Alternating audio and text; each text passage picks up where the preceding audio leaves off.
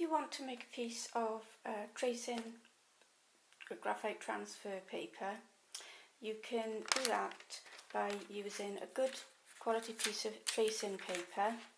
You'll need a very thick graphite stick. Don't get the water soluble one, just get the plain one. This is by Lyra and it's called graphite stick. Then you need a cotton wool pad, some lighter fuel, a bit of masking tape to put a little ridge along the edge like that for ease of picking it up so you don't get messy fingers. Then a marker and a scissors like it in a tape. If I just demonstrate how it works, you place the graphite sheet smudgy face down and then you press on it and it makes a mark like that. So if you aren't able to draw and you want to copy something down, you put your graphite sheet on the surface where you want the image to appear. Then you put your image on top of this. Say it's a picture of a rose from a magazine or something, or one of your own photographs. Put it on top and then you can trace over the image and get an outline that way.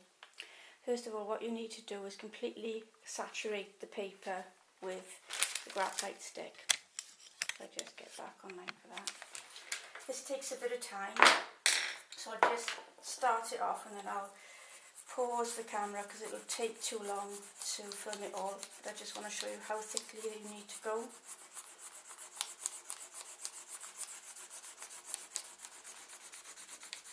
Just really press in.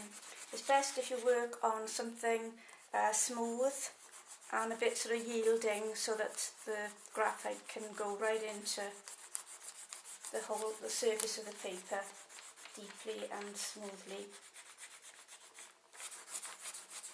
So I'm going to carry on working like that. Then I'll work the other way, so horizontally as well, so I cover the paper completely. I'm going to pause now while I continue to do that. Right, the paper is now totally covered in the graphite marker, the graphite lead.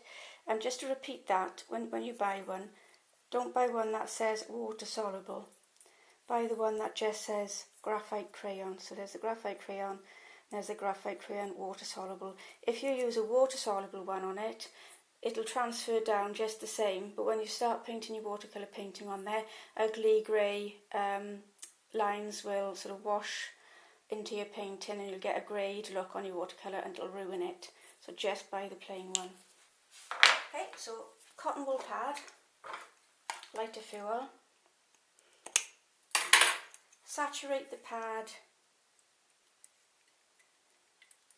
with lighter fuel, fill it a little bit more, and then using the sort of light rotating movement, just burnish the whole lot.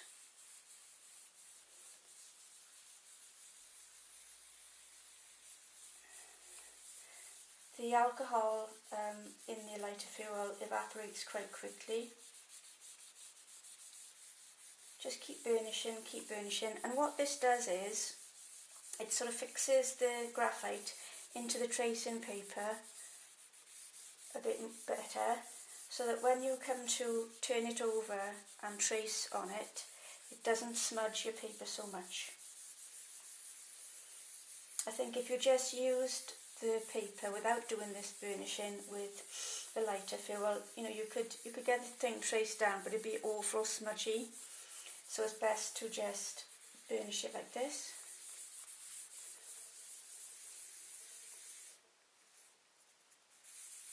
Just keep on going until you don't get any more of these sort of darker patches emerging because there's still lighter fuel in the pad, and then just really give it fast burnishing now, and it starts to shine. You can see a bit of a shine on this black stuff.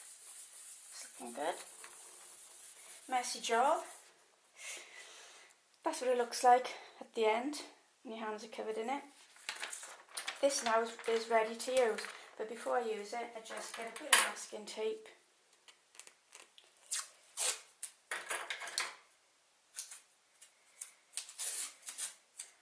And just make a little strip, half on that side turn it over, half on that side, and that's just a little handy handling patch to stop you getting your hands covered in this black stuff. And then I put a little smiley face there to remind me that if that's looking at me, that's the right way to place it. And there it is.